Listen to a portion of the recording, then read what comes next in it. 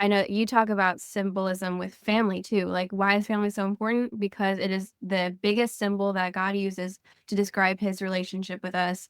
And it's the same thing with marriage. As soon as, like, God the Father, family is very important to describe him. But then Jesus, it's marriage is very important to describe him. And his relationship with the church is very much like a relationship with a husband and wife. And so I think that's also pretty much, like, equally as important. I think God takes his symbols very seriously, um, and as we hear, when people mess them up, he gets very mad.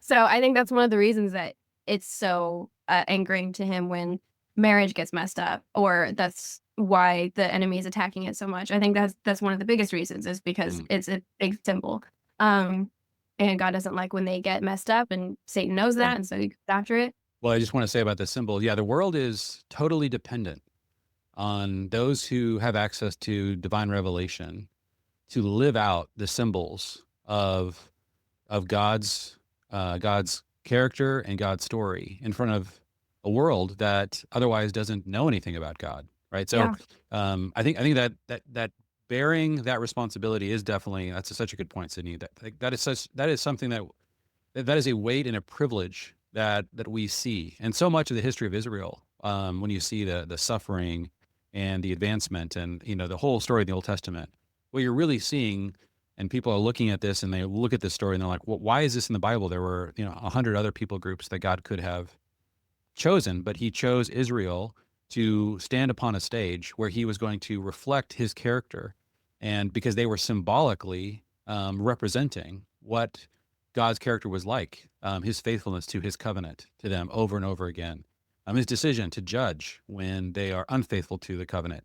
And I think probably one of the most dramatic examples of God enforcing the need for symbolism that really rocked me, no pun intended, was when Moses was in the wilderness and he was calling forth, water from the rock.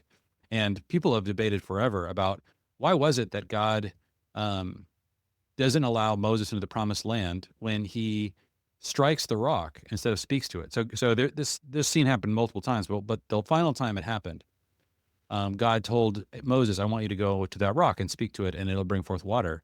And then Moses walks up to the rock and says, in really a statement of exasperation, shall I bring water from this rock for you people? Grabs his stick and hits the rock, and nothing happens. Then he hits the rock again, and then water comes out. And God is furious with Moses and says, because you've done this, because you have not treated me as holy before the people of God, I will not allow you into the promised land. And a lot of people are like, well, come on. Moses was so exhausted by this time. 40 years he's spending like with these people who are constantly complaining. And so why in the world would God suddenly say that you're not allowed in the promised land because he slipped up, made this one tiny mistake? And the reason why the penalty was so incredibly severe, we don't discover until we read the New Testament. And we get to John, I think it's John chapter 7. Jesus is at Sukkot at the great water libation ceremony, and the priests are pouring out water. And what happens on the final day of Sukkot is this water comes, just rushing into the temple. And it's symbolizing this moment when Moses brought water from the rock, because the whole festival of Sukkot is really reenacting each of the elements of the wilderness wandering. And all of a sudden, in the middle of this festival, Jesus at the temple starts to shout that I am the water. Anybody who's thirsty, come to me and drink.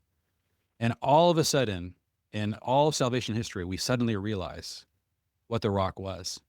And so if you go back in time to that moment, Moses didn't know what he was doing. He was being given an instruction. And what Paul says was happening in the wilderness was they were reenacting, people of Israel were reenacting the gospel. And so when you go back in time and think about what was actually happening at that rock, if you understand that Moses for all time was going to represent for the people for thousands of years, that this rock represents the Messiah and the coming of water that's going to come flooding through because of the power of the Holy Spirit. That was his moment. That was his job to symbolize a spiritual truth forever.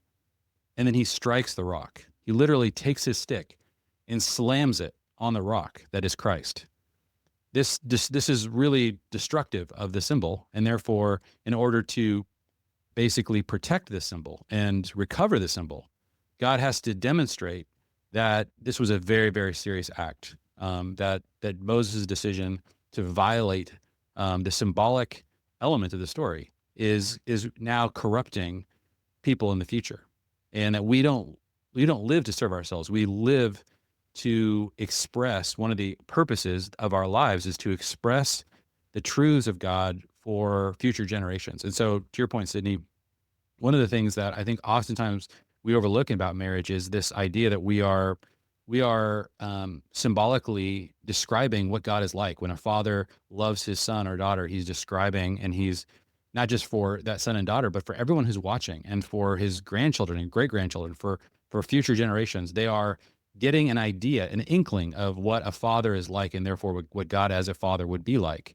And each of us have these responsibilities as daughters, as sons, as mothers, but especially, and the most critical symbol, like you're saying, is the husband and wife. Like the husband and wife embodies the gospel in the most purest form, and because they make a covenant, they're not related, and then they get married, and through the act of a covenant, they're demonstrating the reality of unfailing covenantal love to the entire world and for all their future generations.